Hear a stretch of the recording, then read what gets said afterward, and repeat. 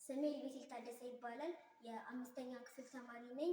አሁን ዛሬ የማቀርብላችሁ ዛሬ የምንማማረው አማርኛ ነው። ከርዕሱ ደግሞ ስም ነው። ስም ማለት የነገሮች የሰዎች መጠሪያ ወይም ስያሜ ማለት ነው። ስም ከእያንዳንዱ ወይም የነገሮች ወይም የሰዎች የምንለው አንዱን ከአንዱ የምንለይበት ነው። እናም ስም 5 ክፍሎች አሉት።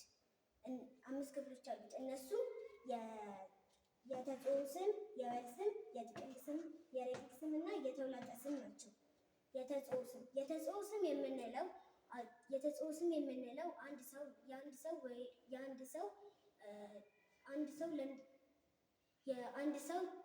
አንድ ሰው ወይም ተለይቶ ለሚታወቅ ነገር መጠሪያ ነው። ለምሳሌ ዘነበች፣ አዋሽ፣ ደሴ እና የመሳሰሉት ናቸው። ሁለተኛ የወል ስም የምንለው አንድ አይነት ለሆኑ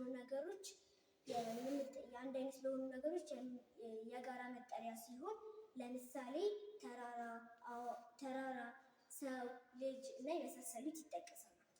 ሶስተኛ ደግሞ የጥቅል ስም ነው። የጥቅል ስም ደግሞ የምንለው ስሞች ሳይበታተኑ በአንድ ላይ የሚጠሩበት ወክል ነው። ለምሳሌ ሰራዊት፣ ህዝብ፣ ልብስ እና የመሳሰሉት ናቸው። አራተኛ ደግሞ የረቂቅ ስም ነው።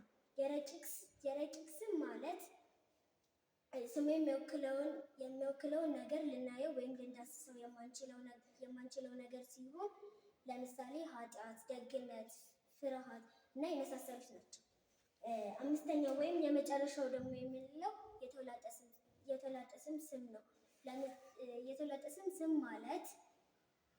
የተውላጠ ስም ማለት የስም ምትክ ወይም የስም ልዋጭ ማለት ነው። ለምሳሌ እሱ፣ እሷ፣ አንተ፣ እናንተ እና የመሳሰሉት ናቸው።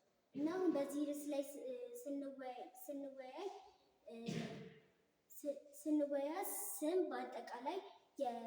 ስም በአጠቃላይ እነዚህ የስም ዋና ዋና ክፍሎች እና መያዝ የሚኖሩብን ነገሮች የተጽኦ ስም፣ የወል ስም፣ የጥቅል ስም እና የረቂቅ ስም እና የተውላጠ ስሞች ናቸው።